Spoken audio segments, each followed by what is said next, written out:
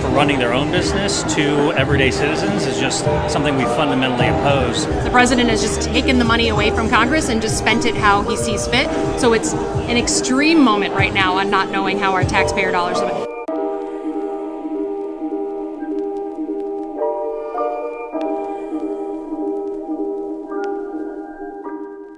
What's up, everyone? I'm here at Rhinegeist Brewery in the Over The Rhine neighborhood in Cincinnati, Ohio, where the mayor of Cincinnati, Aftab Pureval, and Senator Elissa Slotkin are coming here to do a special town hall. This is an exciting thing that's happening. If you guys recall, I went to an event in Northern Kentucky that Thomas Massie spoke at. So it's pretty cool to get these opportunities here in my city where, important public figures come and get the opportunity to engage with average folk like myself. Hopefully I'll get a chance to ask the mayor and the senator some important questions, like stuff about the data centers that have been popping up in the state, stuff like where our tax dollars go. If you don't remember, I brought that same thing up in the Thomas Massie video, so more to come.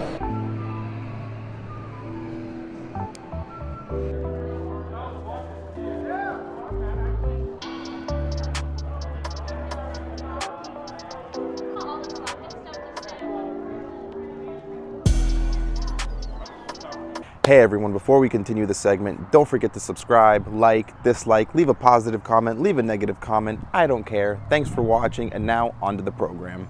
So I'm here with Todd Green, future lawyer of Cincinnati, Ohio, at Rhinegeist Brewery in the Over the Rhine neighborhood. Todd, what are we doing here today?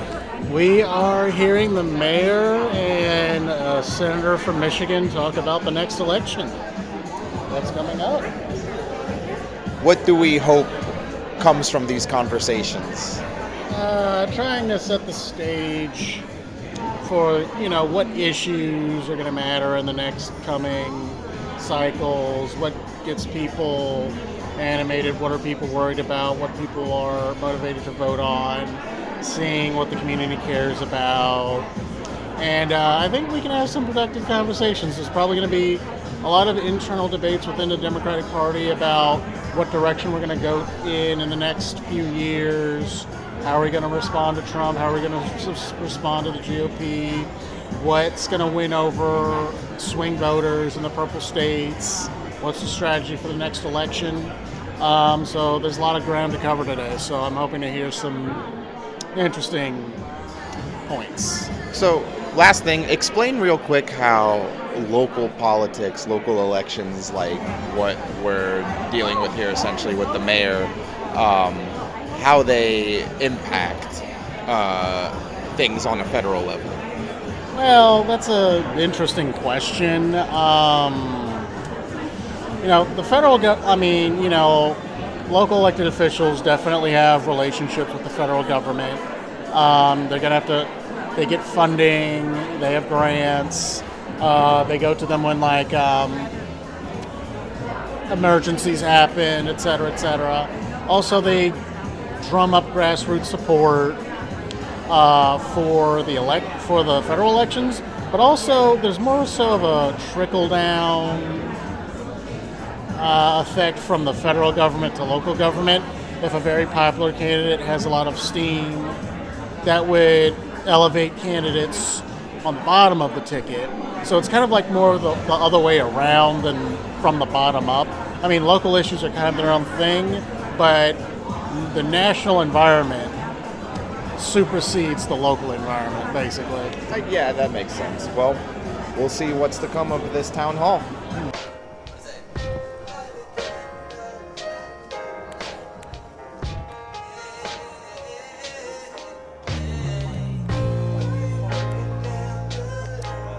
I'm here with Mayor of Cincinnati, Aftab Pureval. Mr. Mayor, how are you doing today? I'm doing great. Thanks so much for coming to our event. Yeah, absolutely. So what do you expect from the citizens here right now, and what sort of questions are you hoping to answer today?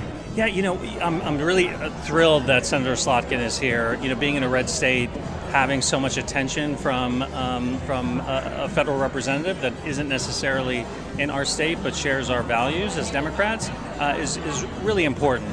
Too often the Midwest gets overlooked, particularly on the political cycle calendar. And so her hearing from citizens about how national politics impacts local communities, whether it's energy prices, home affordability, public safety, it's really important conversation. Absolutely.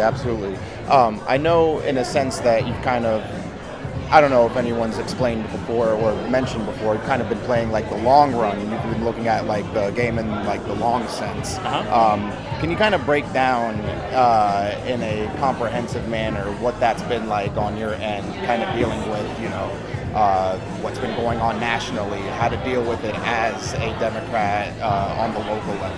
Yeah, I think first and foremost, you've really got to lean into your values and why you ran for office in the first place. And for me, because I'm the son of a refugee and immigrants, it was really about prioritizing vulnerable populations. And so, there's a lot of threats right now to DEI, to immigrants and refugees. And so, what's most important to me is not just growing our city and continuing to invest in local politics and local policies that will benefit Cincinnatians, but also being very intentional about protecting our vulnerable residents, and really proud of this council for all the work they've done to do that. Very nice. And last question, I don't mean to put you on the spot, no, but there is this concern growing within the state of Ohio regarding big tech coming in and implementing all these data centers. One of the biggest things that is that a lot of the local citizens are feeling the effect of directly are the energy bills that are rising. And one could argue that on the end of the other spectrum is that these big tech companies are coming here to produce these autonomous drones, autonomous missiles, so on and so forth. Any word on that? How do you see? We have been very aggressive in protecting our community from data centers, which do a lot of damage to public health, do a lot of damage to the environment, given their requirements of huge amounts of water, and also have a huge impact on energy bills. Big tech companies and their billionaire CEOs passing on those costs for running their own business to everyday citizens is just something we fundamentally oppose. So we've done two things. Number one, we've changed our zoning process to have higher scrutiny around any proposed data centers in our city. And number two, we've just broken ground on a 40 megawatt city-owned and led solar farm, which will add to our 100 megawatt solar farm 2 counties east of here. And so with 140 megawatts directly into our grid, Cincinnati's physical buildings are actually carbon neutral. And so we're going to do everything we can to continue to keep those energy prices down. I got to go. Yeah, absolutely. Start, ladies and gentlemen, Mayor Aftab Pureval, thank you so much. Yeah, thank you.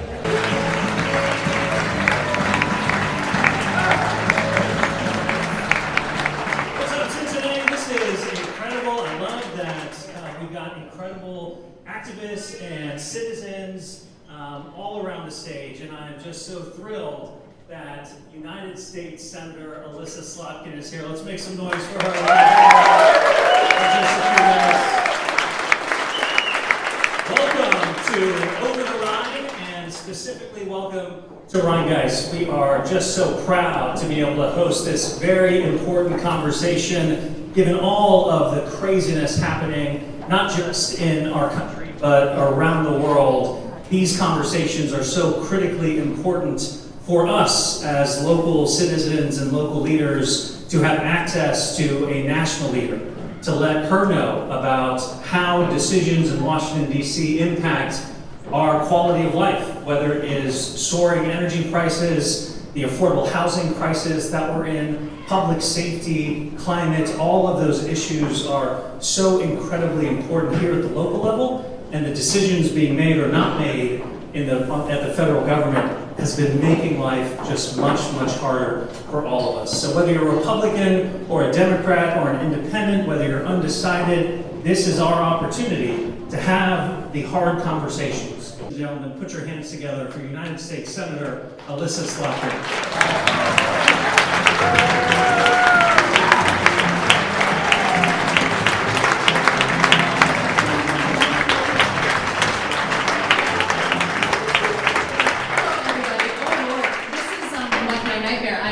Don't want to have my back to anyone at any one time, so I apologize in advance for those who I'm not be able to turn towards, but hello. Thank you to your amazing mayor of Cincinnati. Please. I want to tell you, we're here because of an awesome organization called Majority Democrats. If you don't know, it's a new organization, and they're basically building the bench of the Democratic Party. They're going around the country and picking out those up-and-coming leaders who have a real future, particularly in tough states, purple and red states. So your mayor is also a Majority Dem. We are here together because we're both part of that organization. So you have a really wonderful mayor and a really wonderful organization supporting him. So thank you to Majority Dems. I'm Elissa Slotkin. I am the junior senator, the new senator from the state of Michigan. People who are just not bringing up politics anymore, and kind of, unless it's like a whisper with their friends, right? So I think it's important for Democrats, but in general for anyone, to get a view from the middle of the country. So I've been spending a lot of time going to places like Kansas. I was just in Iowa. I've been in Wisconsin. In common culturally, Midwestern, really grew our population because of manufacturing, and I really want to start there with the economy. Given the tariffs, given this incoherent war in Iran, a lot of local communities are really struggling, particularly here in the Midwest, when it comes to the economy, when it comes to creating new jobs, not just new jobs, but good paying jobs. We're both states are very, very proud of our labor communities, but particularly our labor communities and labor families have been really hit hard with the lack of manufacturing. Particularly given the successes in the state of Michigan, what do you think we should be focused on as a party and as a country to really turbocharge our local communities here in the Midwest? Yeah, well, first of all, I'm a national security person by training, a former CIA officer and Pentagon official, but I will tell you, I believe in my bones that the existential threat to the United States of America is not China or Iran or Russia or a terrorist threat coming from abroad. The number one threat to the United States of America is the shrinking middle class, period, right? And it's not a political statement that the middle class is shrinking precipitously. Right now, the 80% of the spending in this country on all the fun stuff, going out to eat or movies or going to Disneyland, is being done by 20% of the population. And everybody else is feeling like they can't get in or stay into the middle class. And in Michigan, certainly in Ohio, we are the region of the world that believes we invented the middle class, where you could work in an auto plant and afford the car you were building, right? You could have a little fishing cabin up north. Some of you people have fishing cabins in my state, right? And this one guy just keeps stopping for everything Michigan, so I want to know the story afterwards.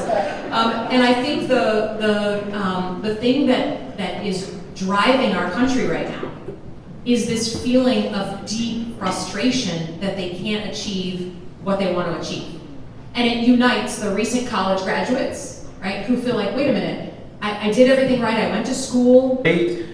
Support for Israel while they are committing genocide and while they just had a terror attack on Lebanon yesterday, killing almost 300 people, to conflate that with the Jewish identity, that is what anti-Semitism looks like.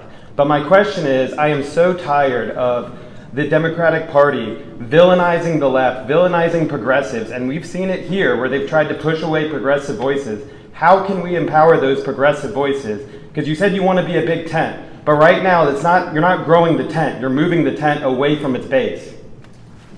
Okay, let's start, I'll go around, or maybe I'll start with you and come back. So what I take issue with is someone saying that I took $4.5 million from the pro-Israel lobby that's not AIPAC.